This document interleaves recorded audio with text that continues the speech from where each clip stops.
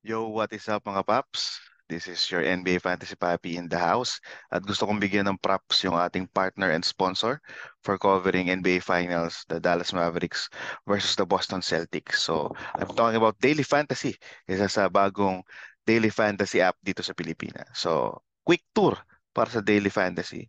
So, let's start off with the promo code na gusto kong tandaan nyo. So, at least for now, sulat nyo muna, ready nyo mamaya itong promo code natin, FBPH. So, gagamitin natin yan later. So, the moment na nakapunta na kayo sa site, which is playdailyfantasy.com, kailangan nyo lang mag-register. At kapag nakapag-register na kayo, okay na lahat. Check nyo lang yung page. Lower left, makita nyo yung icon na merong kamay na may hawak na phone. And then there's an icon like a small gift there.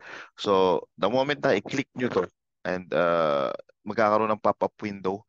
And dun sa pop-up window, asking for a promotional code, dun nyo ilalagay yung FBPH, all caps, and then click nyo yung use. The moment na na-use nyo yun, eto na yung hinihintay nyo kasi magkakaroon kayo ng free rubies na pwede nyong gamitin doon sa contest ng Daily Fantasy. So, ano-ano ba yung mga contest na available at paano ba maglaro ng Daily Fantasy? First, you have to select a match. Again, games to sa NBA. So, iisa lang naman yan. Dallas Mavericks versus the Boston Celtics. And then, pag napili nyo na yung actual game na yon, pwede na kayong sumali sa contest. So that's step 2.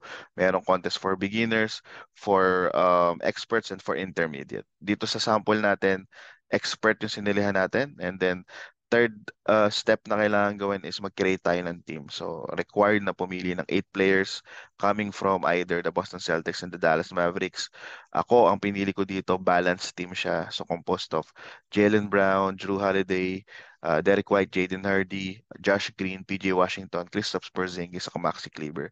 So may mga players na hindi gumawa, pero still maganda yung naging performance ng team natin dahil yung ating captain na si Jalen Brown, si Drew Holiday, which is our vice captain, maganda yung performance kasi yung captain, yung actual na fantasy points niya is going to be doubled, samantalang ito si Drew Holiday naman times 1.5.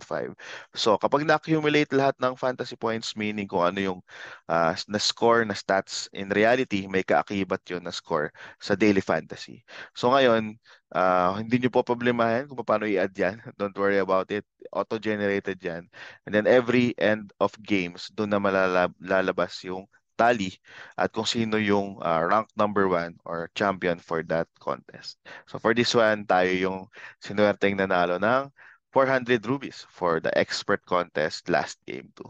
So yun, ganun lang kasimple. Select a match, join contest, and create a team. Kaya ano bang hinihintay nyo? Maglaro na ka tayo ng Daily Fantasy. Kita-kits mga paps!